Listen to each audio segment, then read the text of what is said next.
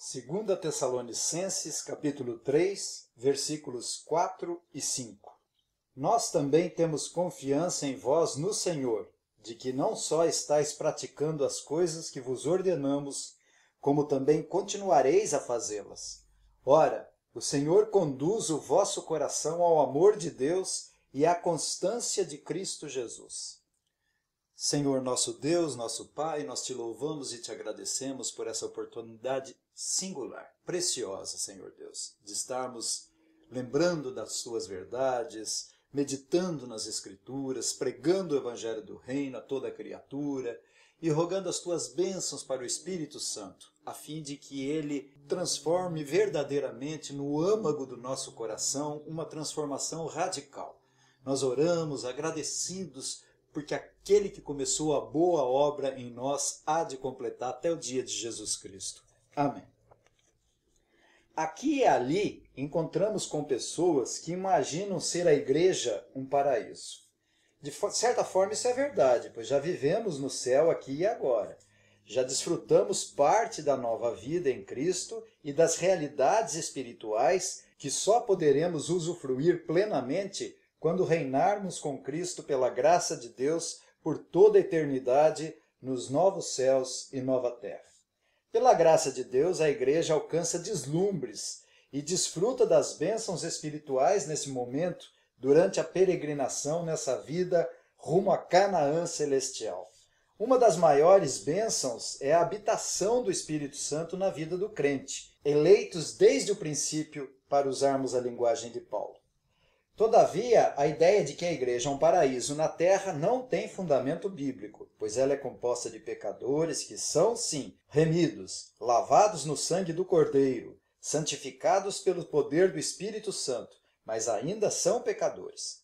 Por isso a igreja precisa ser instruída, ensinada, orientada pela pregação genuína da palavra de Deus, deve ser aconselhada, encorajada a prosseguir para o alvo, para o prêmio da soberana vocação de Deus em Cristo Jesus. A igreja deve ser consolada pelas aflições que esse mundo pecaminoso e os dardos inflamados do diabo constantemente lhe traz, mas precisa ser também disciplinada.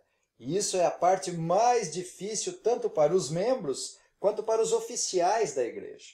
A disciplina é exercida por todos os membros da igreja, como haveremos de ver na próxima exposição, se Deus quiser. A história da igreja reconhece que a igreja é mais pura e visível nessa terra quando ela prega a palavra, quando administra corretamente os sacramentos da Santa Ceia e batismo, realizando o culto legítimo, e quando disciplina, e isso é necessário quando o membro da igreja, de maneira pública, obstinada, determinada, insiste em permanecer no erro e não se submete à vontade revelada na palavra de Deus. Eu lembro os ouvintes que havia na igreja de Tessalônica 3 grupos que estavam causando problemas aos tessalonicenses, que eram os perseguidores que causavam tribulação à igreja, os falsos mestres que deturpavam a parousia e os desordenados que não estavam trabalhando. E aqui nesse capítulo 3, Paulo vai abordar exatamente desse terceiro grupo, tratando dos desordenados, que vinham causando dificuldades e conturbação à igreja de Tessalônica. Porém, ele vai fazer isso a partir do versículo 6. E agora de forma sábia, vai preparando a igreja para poder abordar essa questão delicada da disciplina, cujo problema se tornara recalcitrante com alguns membros obstinados, cujo comportamento se mostrava renitente.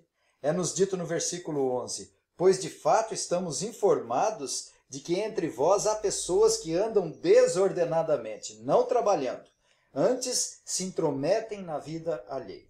Então vamos considerar essa porção da palavra de Deus sobre o tema preparação para o exercício da disciplina, porque esse é o assunto dessa nossa perícope.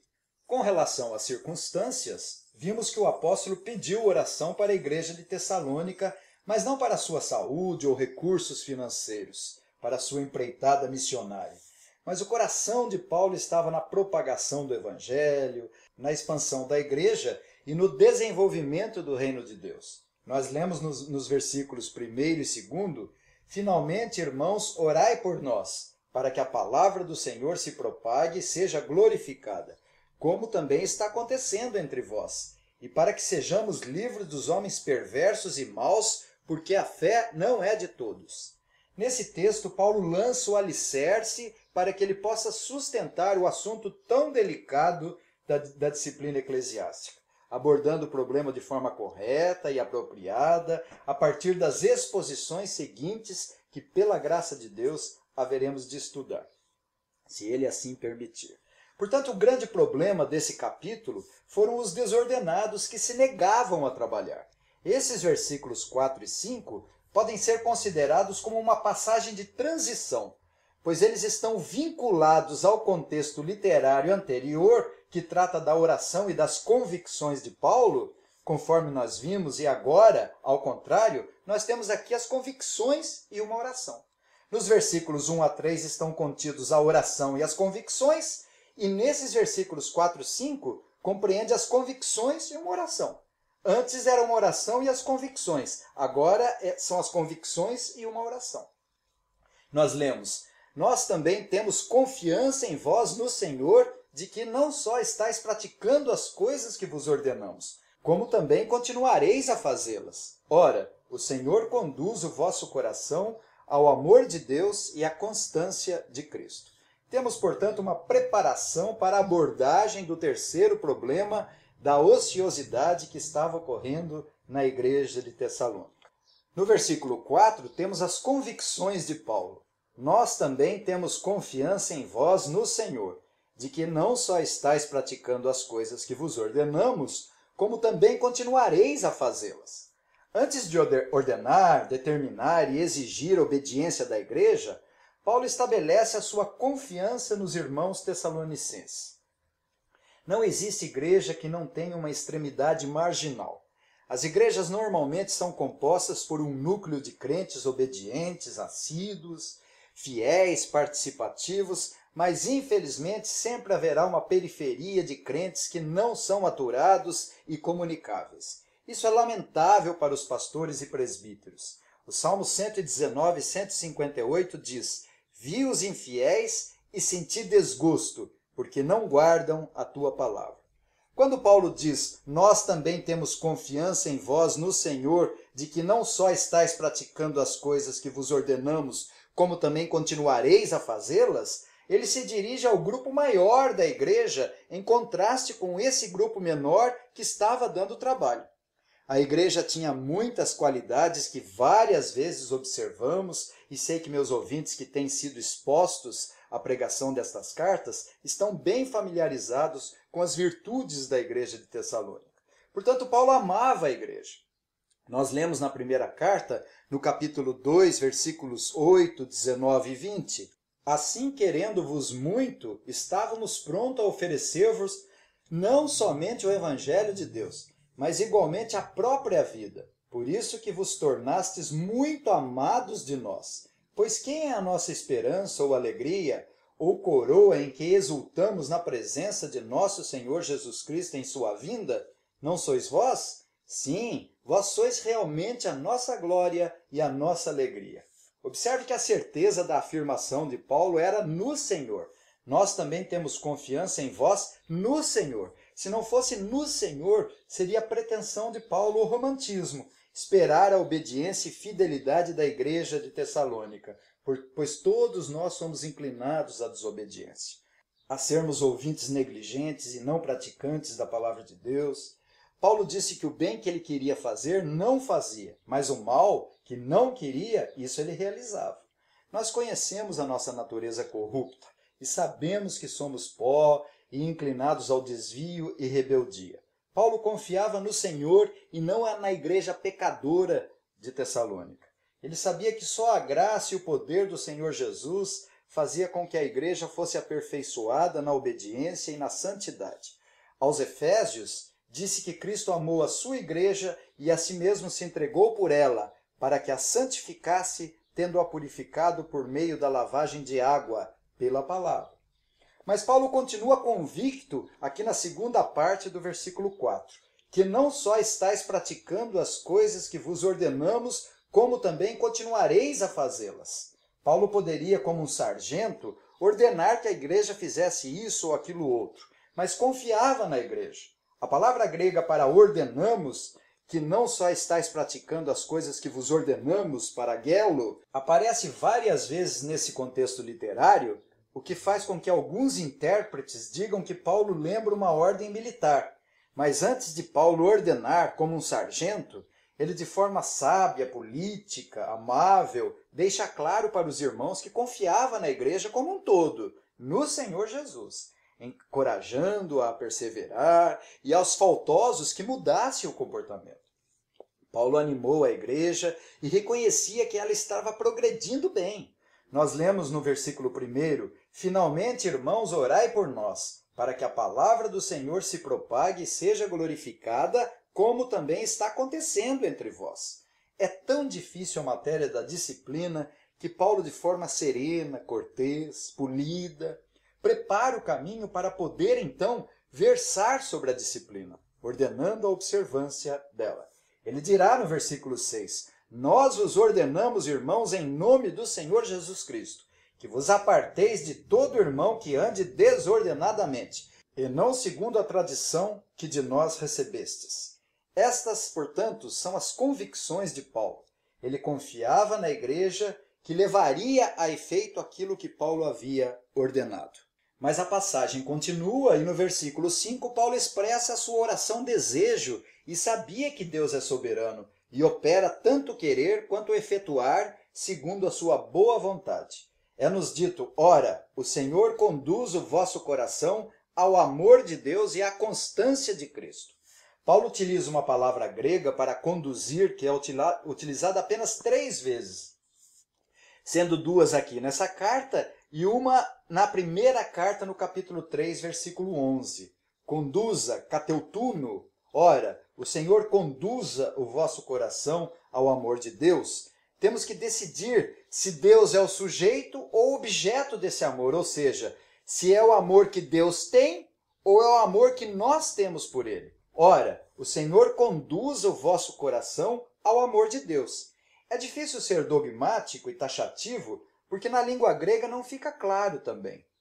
Deus coloca o amor no nosso coração, mas Ele também ama. Mesma coisa diz respeito à constância de Cristo. Ora, o Senhor conduz o vosso coração ao amor de Deus e à constância de Cristo. Será que o Senhor Jesus Cristo é o sujeito ou o objeto da constância? É constância, perseverança ou firmeza em toda a obra de Cristo ou a nossa constância cristã que vem de Cristo, ou seja, a nossa perseverança que vem da sua graça? Na realidade, passagens como estas podem ser compreendidas pelos 2 lados da moeda, porque ambos os lados são verdadeiros. Paulo, quando escreve dessa forma, ele se refere de maneira mais abstrata e genérica, abrangendo as 2 coisas. Verdadeiramente Cristo foi obediente, constante até morte e morte de cruz, onde declarou tudo está consumado. Mas também ele nos capacita, qualifica e habilita a perseverarmos na obediência. É bem provável que a referência aqui seja mesmo geral, abarcando as 2 coisas, tanto do ponto de vista divino quanto do panorama humano. Ora, o Senhor conduz o vosso coração ao amor de Deus e à constância de Cristo. Nós temos a ação de toda a Trindade que prepara, habilita, conduz os seus eleitos à obediência, à sua vontade revelada na palavra de Deus. Existem na unidade desse único Deus vivo e verdadeiro, infinito em seu ser e perfeição, 3 pessoas de uma mesma substância e glória, poder e eternidade, Deus Pai, Deus Filho e Deus Espírito Santo. Apenas uma palavra para concluir esses 2 versículos, que são pré-requisito para a disciplina eclesiástica daqueles irmãos faltosos da igreja de Tessalônica. A igreja não necessita apenas de aconselhamento, consolo e ensino. Isso é imprescindível, mas ela necessita também do exercício da disciplina quando necessário. É uma das características da igreja verdadeira. Normalmente é difícil executar a disciplina aos membros faltosos. Os pais sabem disso e se entristecem quando têm que castigar seus filhos. E na igreja não é diferente. Nosso país está um caos por causa da impunidade e corrupção da disciplina. As coisas importantes geralmente viram pizza. A igreja é composta de pecadores e é natural que haja disciplina. Se não houver a disciplina, a igreja vai se descaracterizando e pode virar uma sinagoga de Satanás. Jesus disse no Apocalipse 2, versículo 9, conheço a tua tribulação, a tua pobreza, mas tu és rico, e a blasfêmia dos que a si mesmos se declaram judeus e não são, sendo antes sinagoga de Satanás. Os próprios membros da igreja do Senhor Jesus, que estavam lá, o Senhor declarou para a igreja que a igreja havia se tornado uma sinagoga de Satanás. Vejam só. Alguns da igreja de Tessalônica já não ouviam mais a pregação. As admoestações, os encorajamentos se tornaram renitentes e Paulo precisou tratar da ociosidade novamente, porque não houve mudança de comportamento. Então agora ele vai partir para o exercício da disciplina, impondo um certo ostracismo eclesiástico, afastando aqueles irmãos, não para serem considerados inimigos, mas para que se arrependam e abandonem o pecado. A correção produz fruto pacífico de justiça e faz bem ao faltoso, e é salutar para a igreja.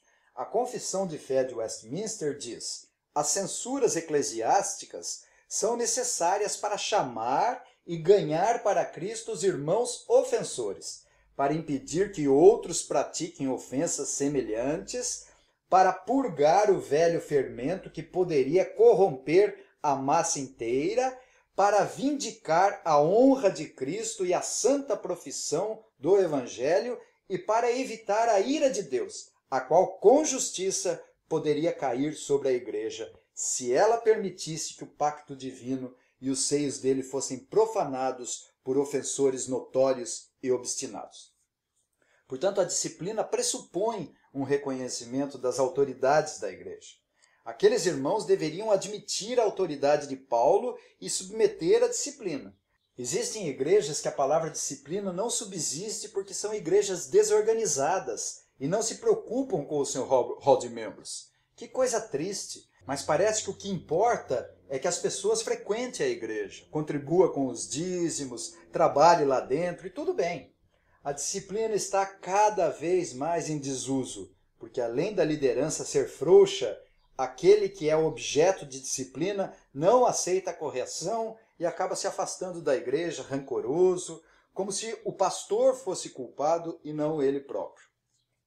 A igreja deve refletir com tudo isso o amor de Deus, a perseverança e constância de Cristo Jesus. Eu admiro os que estão sob disciplina e permanecem firmes na igreja, mas não tomam a Santa Ceia e procuram se arrepender do seu pecado, demonstrando mudança de atitude, permanecem frequentes nos cultos e assim mostram essa constância em Cristo e refletem o amor de Deus na subordinação da disciplina. Nós também temos confiança em vós no Senhor, de que não só estáis praticando as coisas que vos ordenamos, como também continuareis a fazê-las. Ora, o Senhor conduz o vosso coração ao amor de Deus e à constância de Cristo. Que o Senhor nos abençoe. Amém.